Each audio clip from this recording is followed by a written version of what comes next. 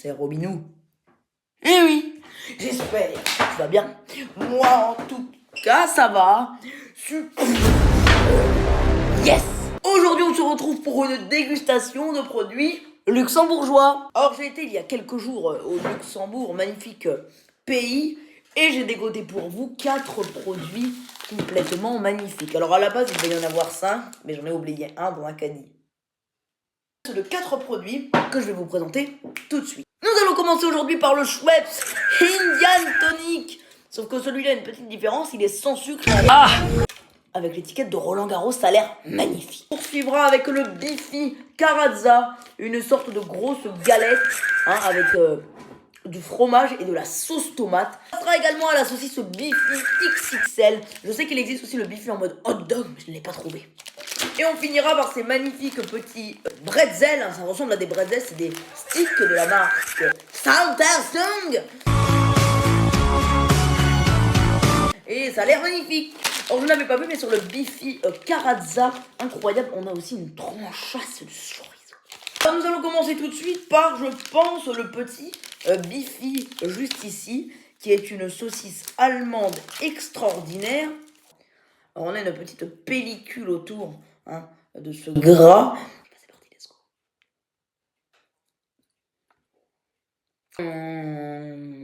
Extraordinaire, extraordinaire. Magnifique.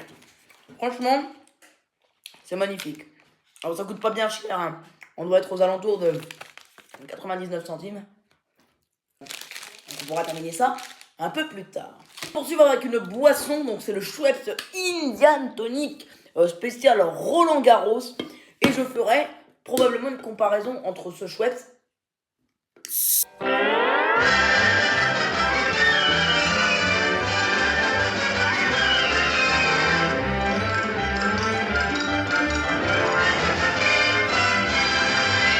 et le Schweppes Indian Tonic normal. Pourquoi pas? Qu'est-ce que ça sent par rapport au Indian Tonic basique?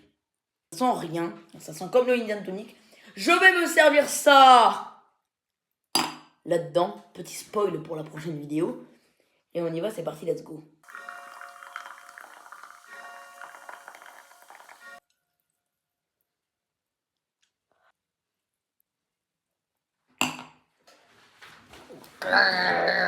C'est dégueulasse. C'est vraiment pas bon. C'est vraiment pas bon. Je préfère 100 fois le Bifi juste ici, que je vais d'ailleurs regoûter. Nous allons passer maintenant au petit gâteau. Juste ici, les Salters. Et nous allons tout de suite les goûter. Alors, déjà, on peut voir que le paquet est de très mauvaise qualité. Et donc, c'est des petits bâtonnets comme ça. Alors, c'est tout petit. Voilà, c'est des petits bâtonnets qu'on va déguster maintenant. C'est extra. C'est trop bon, c'est trop bon. Nous allons terminer avec le Carazza, Carazza, Carazza. Regardez-moi ça le truc. C'est énorme, c'est énorme. Regardez-moi ça. On va le couper en deux. Alors c'est prêt à l'emploi, donc on va ranger la moitié dans le paquet. Voilà. Alors on va goûter. Alors il n'y a pas l'air d'avoir de fromage. Ah si, il est au-dessus en fait. Bon bah, les amis, bon appétit.